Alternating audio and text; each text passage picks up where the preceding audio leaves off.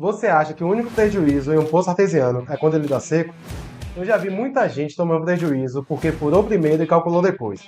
Imagina você na sua irrigação, fim de tarde, falta água no pivô. A safra não espera. Por isso, nesse vídeo, eu vou te mostrar como é que se faz para calcular o volume de água necessário para o seu projeto de irrigação. Eu vou te mostrar um método simples, utilizado em projetos de campo, que vai te ajudar a dimensionar a quantidade de poços e as vazões, sem achismo. Seja bem-vindo a mais um vídeo do canal Alavancando Rural e hoje a gente vai falar como calcular a vazão de um poço através de um projeto de irrigação. E antes de começar, já quero pedir para que você se inscreva no canal, ative o sininho para receber notificações dos novos vídeos e deixe seu like. Você pode fazer isso no final, caso goste do vídeo, mas tenho certeza que você vai gostar. Antes de começar a falar sobre o projeto de irrigação, quero deixar bem claro que não é minha especialidade, não é minha área e eu não sou capacitado para fazer um projeto de irrigação. Eu vou trazer aqui um projeto profissional que eu ia trazer no final, mas vou mostrar de imediato para que vocês vejam que é algo complexo e se vocês precisarem na sua propriedade, recomendo que contrate um profissional ou empresa qualificada. Eu vou mostrar aqui um projeto profissional e mais na frente eu vou falar de forma simplificada e generalizando os principais fatores e como eles influenciam nesse projeto. Porém, não é tão simples. A gente vai ver aqui. Aqui eu estou com um projeto de irrigação. Isso aqui é feito por um profissional qualificado e capacitado. E a primeira coisa que eu vou mostrar a vocês é que está dividido em 8 setores. Essa divisão não é feita apenas pelo tamanho da fazenda, ou pelas fases do plantio. Pode ser fase do plantio também, que tem a inicial, crescimento, fase de colheita. Mas tem uma série de questões técnicas e operacionais envolvidas, como a capacidade da bomba e a pressão do sistema. Como aqui vai ser utilizado o método de gotejamento, é preciso trabalhar dentro de uma faixa de pressão e vazões adequadas. Se toda a área fosse irrigada de uma vez só, a bomba e a tubulação teriam que ser enormes e isso faria o projeto ser muito caro. Então é dividido em setor para fazer micro-irrigações e não ter um ponto para distribuir a água por toda a propriedade. Também é possível garantir que todos os gotejadores recebam a mesma quantidade de água e adubo, para que eles trabalhem de forma uniforme, sem perda de pressão nas linhas, mas principalmente as mais distantes. Existe uma coisa chamada perda de carga na hidrogeologia, que também é aplicada em poço. Quanto mais distante a tubulação, maior a perda de carga e você não vai ter a mesma vazão no final que você tem no início da tubulação. Outra coisa muito importante que ajuda aqui quando você divide em setores é que, digamos que seu poço diminua a vazão. Se você tiver com a vazão abaixo do que você precisa, você consegue manejar para trabalhar com o setor e deixar os outros descansando. Agora vamos ver aqui alguns detalhes técnicos desse projeto, que eu não vou me aprofundar muito para não falar nenhuma besteira. Aqui a gente tem a área irrigada, 104 hectares, a substância, que é o café, o espaçamento entre ruas e o espaçamento entre plantas. Isso aqui é muito importante porque vai influenciar bastante no volume de água necessário. Quanto menor o espaçamento entre plantas, mais água você necessita. Área por planta em metro quadrado, 2,16. Aqui a gente tem o número total de plantas. A gente vai falar mais à frente sobre o fator tamanho da área.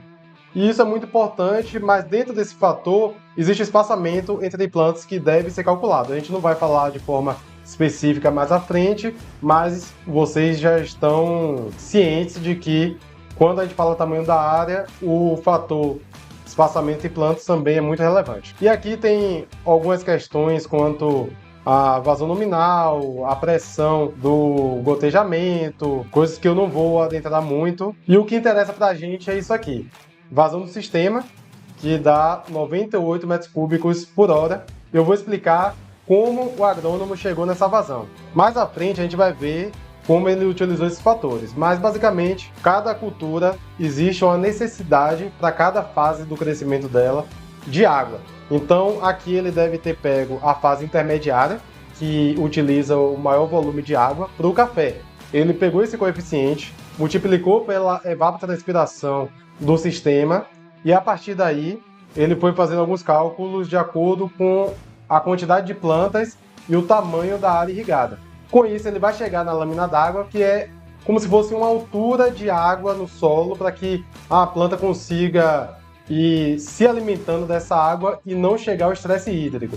e isso vai determinar também a frequência da irrigação de acordo com o tipo de solo. Depois disso tudo, como ele utiliza o método de gotejamento, é preciso calcular de acordo com a performance do método.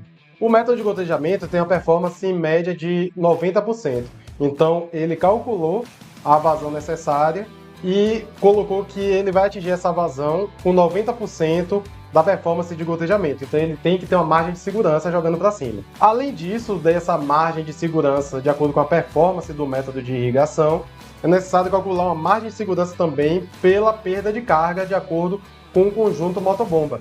Então, como ele vai perder carga desse poço por conta da tubulação, é necessário calcular essa perda também, mesmo que ele utilize um tanque para fazer irrigação para outros setores. E aí ele coloca aqui as características do sistema de motobomba. Então, por mais que ele precise de uma vazão do sistema de 98 metros cúbicos por hora, a vazão que tem que ser fornecida é de 113 metros cúbicos por hora, porque ele vai ter uma perda da carga por conta do sistema de irrigação, da tubulação e do sistema de motobomba, e também uma perda por conta da performance do sistema de irrigação utilizado, que é o de gotejamento. Se ele utilizasse aqui o de aspersão, ele teria que trabalhar com um valor de performance ainda menor, na faixa de 70%. Agora que a gente já viu como é feito um projeto profissional de irrigação, a gente vai abordar os principais fatores para que você consiga calcular o volume de água necessário para seu projeto de irrigação e assim calcular a quantidade de poços e a vazão de poço necessária para o seu projeto de irrigação. Vem comigo! Vamos começar com o primeiro tópico, que é o tipo de cultura.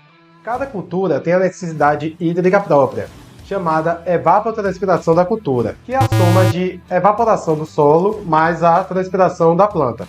Culturas de ciclo curto, como o alface, o feijão, geralmente exigem menos água e podem precisar de irrigações mais frequentes. Então, ao invés de você fazer a cada 7 dias, por exemplo, você tem que fazer a cada 2 dias, porém exige menos água. Já culturas de ciclos longos, que acumulam muita biomassa, como a cana-de-açúcar, arroz, pastagens, exigem volumes bem maiores, porém você consegue espaçar essa irrigação em uma frequência menor. Então você consegue irrigar a cada 7 dias, por exemplo. Essa evapotranspiração da cultura, ela varia também de acordo com a fase da planta, porque a gente tem a geminação, a floração, a demanda e a mais alta é na fase intermediária, que são estágios de crescimento. Mais na frente a gente vai ver uma tabela com esses coeficientes de evapotranspiração, indicando alguns tipos de cultura e a necessidade de água em cada fase dela. O tipo de cultura vai influenciar no cálculo por esse coeficiente de cultura, que é usado na equação da irrigação multiplicado pela evapotranspiração de referência, que depende do clima e do solo da região. Outro fator muito importante e chega a ser um pouco óbvio é o tamanho da área. Se você tem 1 hectare para irrigar, você vai necessitar de menos água do que se você tiver 10, 100 hectares. Então o tamanho da área é de suma importância para você calcular o volume necessário para o seu projeto de irrigação. Mais na frente a gente vai aprender a calcular a lâmina d'água, que é a necessidade de água por metro quadrado, e quando a gente tem esse valor de acordo com o tipo de cultura e com o solo, a gente tem que multiplicar pela área total irrigada. E é por isso que o tamanho da área é muito importante no cálculo do volume de água necessário em um projeto de irrigação. O terceiro fator, que também é muito importante para calcular o volume de água necessário, é o método de irrigação. E aqui a gente precisa ter um pouco de cuidado. No fim das contas, a gente vai calcular a performance desse método. Só que a gente vai utilizar vários fatores dentro desse fator para calcular a eficiência desse método. Vou dar um exemplo. Quando a gente trabalha com o método de aspersão, a gente distribui aquela água e até a velocidade do vento é importante para a gente saber a performance daquele método. Outra coisa é o calor da região. Quanto mais quente, a gente vai ter uma evaporação dessa água e esse método vai ser menos eficiente. Então isso é muito utilizado em regiões mais frias, porém quando você está trabalhando em locais como o sertão nordestino, você precisa de um método que não tenha a eficiência prejudicada por conta do calor, como o método de gotejamento. Em geral, a gente tem o método de gotejamento com eficiência entre 90% a 95%, porém tem um fator muito importante. Se você vai trabalhar com o método de gotejamento, dependendo do tipo da água, você pode ter um prejuízo bastante relevante.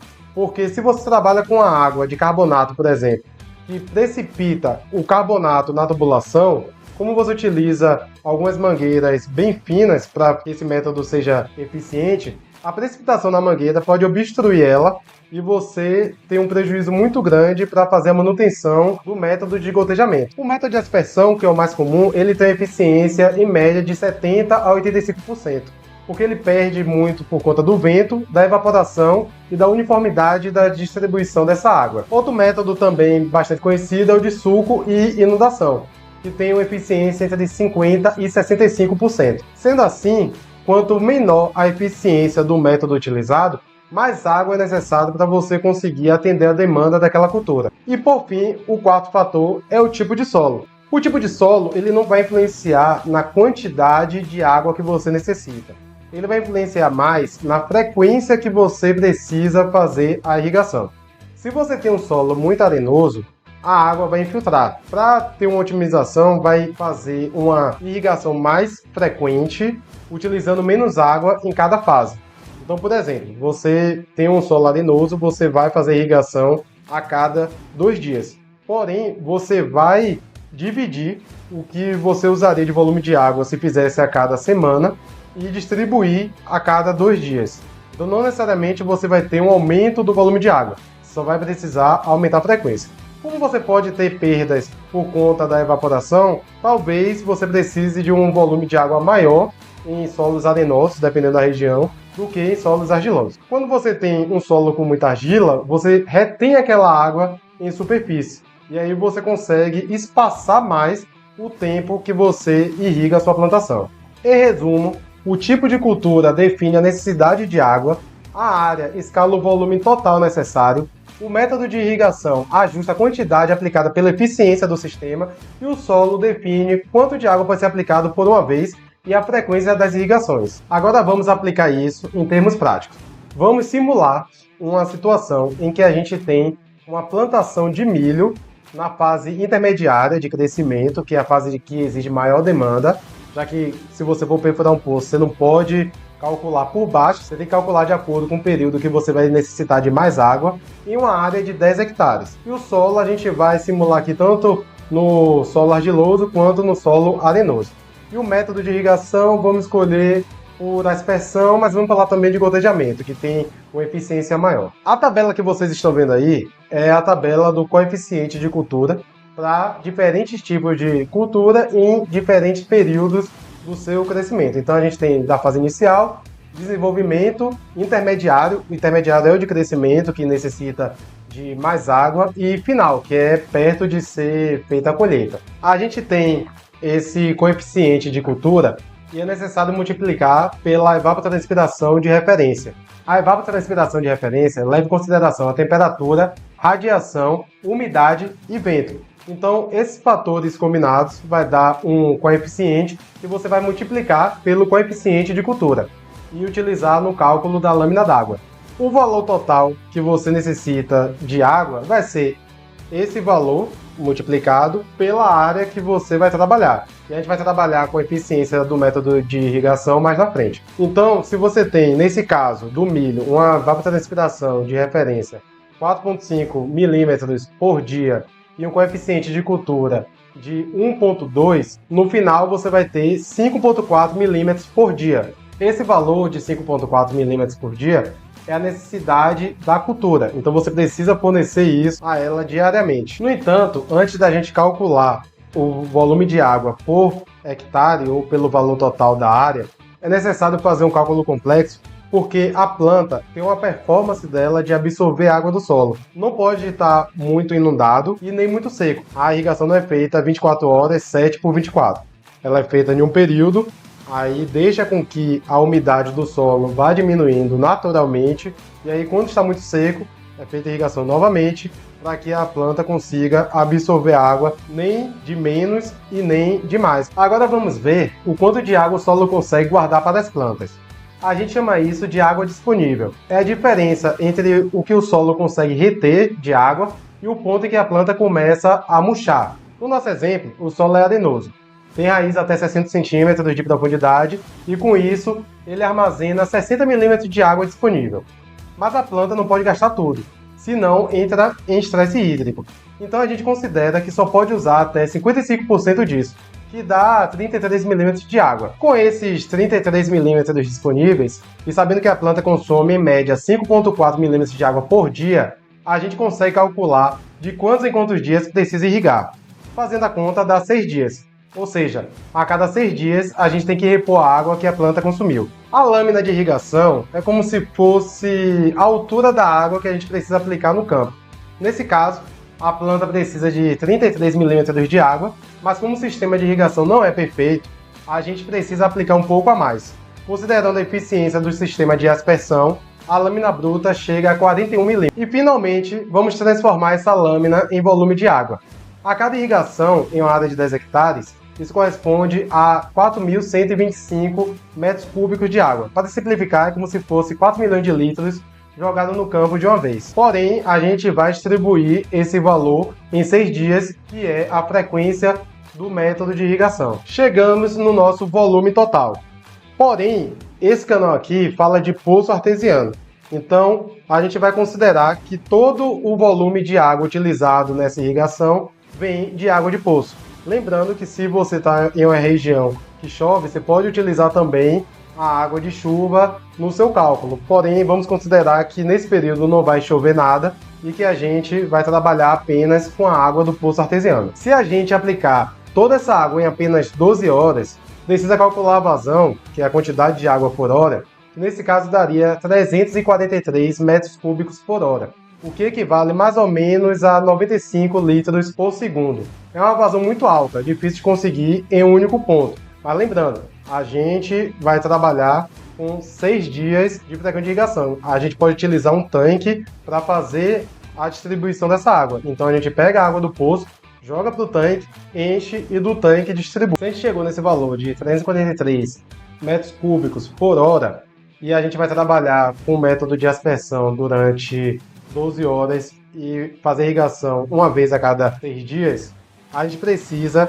de 4.116 metros cúbicos por dia a cada 6 dias. Considerando que a gente vai utilizar um poço que vai trabalhar 12 horas, já que a gente vai trabalhar 6 dias, a gente pega esse valor, divide por 6 e a gente tem 686 metros cúbicos por dia necessários para a gente fazer a irrigação. Se a gente trabalhar com o poço durante 12 horas, a gente divide esse valor de 686 por 12, que dá uma média de 57 metros cúbicos por hora. Em algumas regiões a gente até consegue chegar nessa vazão, porém em outras é necessário mais de um poço para conseguir chegar nesse volume. Lembrando, você não vai utilizar apenas água de poço, você pode utilizar água de rio, água de chuva para fazer sua irrigação. Como eu falei anteriormente, se você gostou desse vídeo, já deixa seu like, se inscreve no canal. Lembrando que esse é um canal de geologia, eu trouxe esse conteúdo aqui, dei uma estudada para facilitar a vida de vocês, mas se você for fazer um projeto desse na sua propriedade, busque um profissional qualificado, um agrônomo de preferência. E se você é novo aqui e quer descobrir como é que você faz para localizar os melhores pontos para furar poço na sua propriedade, tem diversos conteúdos aqui que fala sobre poço artesiano e locação de poço através de métodos de geoprocessamento e geofísicos. Um abraço e até a próxima!